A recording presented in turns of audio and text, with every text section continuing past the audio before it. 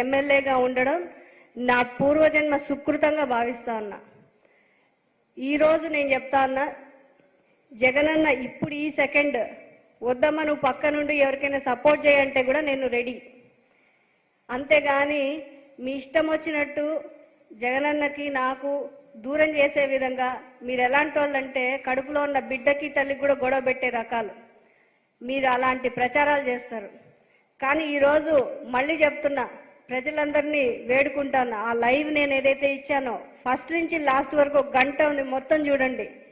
ఎవరు ఏం వక్రీకరించారో మీకు అర్థమవుతా ఉంది. ఎప్పుడు చూసినా ఈ ఎల్లో మీడియా ఇష్టం వచ్చి నీ కట్ చేసి వేసేది.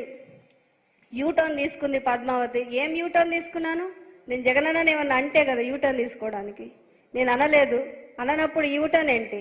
రైట్ టర్న్లోనే ఉన్నాను నేను. ఎప్పుడు నేను రైట్ వేలోనే రైట్ పాత్లోనే ఉన్నాను.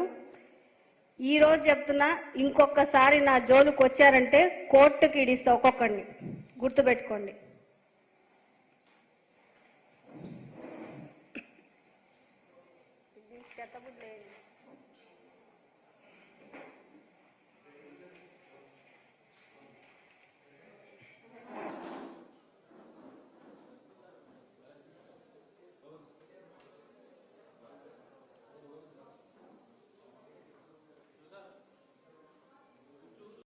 The media almost one full day